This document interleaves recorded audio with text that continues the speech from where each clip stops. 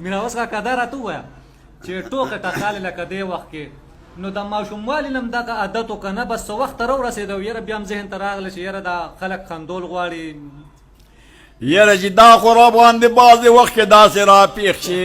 لکه ما چې سکول وې په کوم وخت کې زه په اتم کې روغ یو نښه پیرې پیل شوې ما چې کله به نتیجه دیوال ته ځوړنده وه نو زما نوم به پکې سر کې و چې میراوسه پیلې دغسې ناستو زمونږ یو استاد چې اوس وفات شوی دی الله دې وبخي سکول ته راغی نو یوه جورابه یې توره وه بله سپینه وه نو موږ ورته استاد چې دا یوه جورابه د توره ده او بله د سپینه ده وی غلی شئ دغسې یوه جوړه منکره کورم پرته ده میراوس کاکا اخیری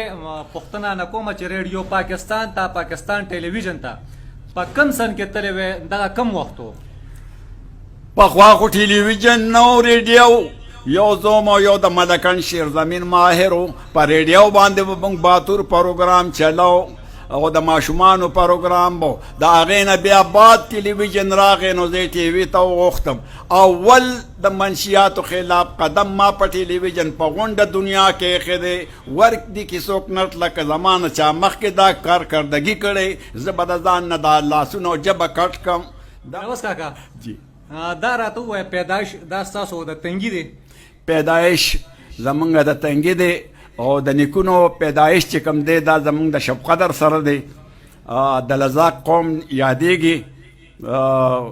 داسې یو قوم دی هر ځای کې شته دی په لکونو نه چې زه یم چې څوک پې هم نه شماري په شب قدر کې په میاکلي کې دیر کې داسې مردان کې داسې په بونیر کې داسې چې دی لکه مانسیرا بټګرام په دې 400 کې د لزاق شته دی په د پېښور کې د لزاق روډ مشهور دی نو موږ د دغه قوم سره تعلق لرو او دا زما خپل یو شوق و بس زمونږ پلار الله دې وبخي هغه د دغه د لزاق قوم سره تعلق لري او مور چې کوم دا نو دا د یو غټو ملکانو د کورنۍ ده غټ ملکان دي د هغې بچی وه اوس وفات شوی د الله دې وبخي خو د هغې یو خبره درته کومه ما پخوا په 1000 روپۍ ریډیو اخیستی و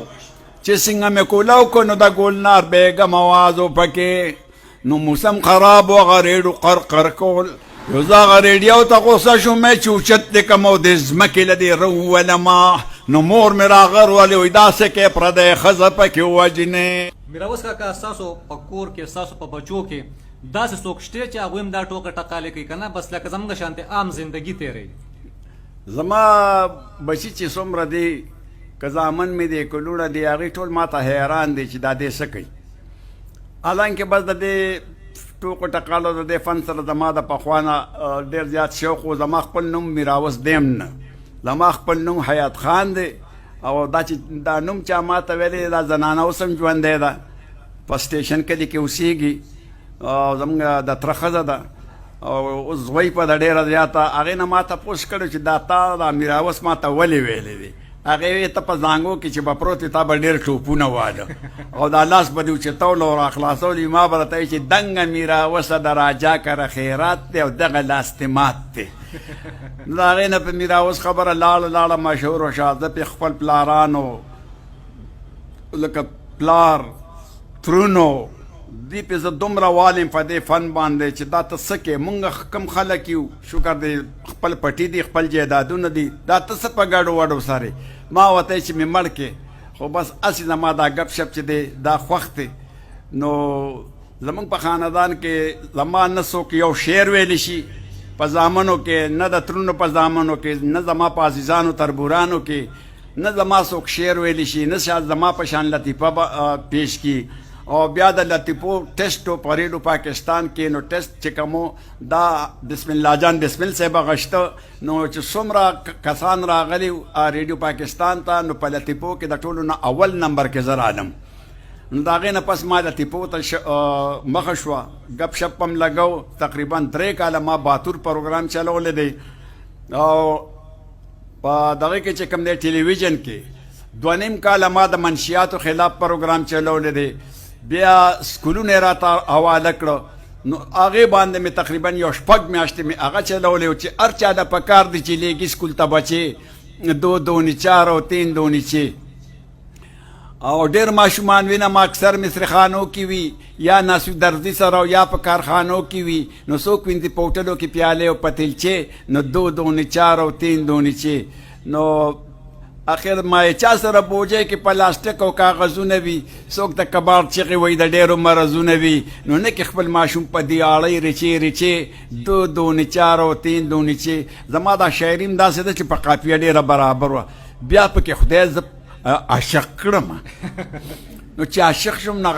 زما هغه معشوقه چې کوم واغ وي چې زما د لاسه کراچۍ ته کډه یوړه نو په هغې مې بیا ده ولیکل ما چې تاسو یوړه جینۍ کډه څه کوم دی کوڅه کې سله وخم دیوال ته ډډه جینۍ دی کوڅه کې یا په دې کوڅه کې به ما ستا په مخ قصې لیکلې اوس مې قصه شوه ګډه وډه څه کوم دې کوڅه کې او ګران مې د مینې منزلونه شو چې لرې لاړې و ګران مې د مینې منزلونه شو چې لرې لاړې غوښه مې ویلې شوه د هډه یا جینۍ دې کوڅه کې نو د میراوس دلته نور څه دي دلته چاله راشي ما ویه د میراوس دلته نور څه دي دلته چاله راشي اخو به تا تکړه خپه ګوډه جینۍ دې کوڅه کې سله وخم دیوال ته ډډه جینۍ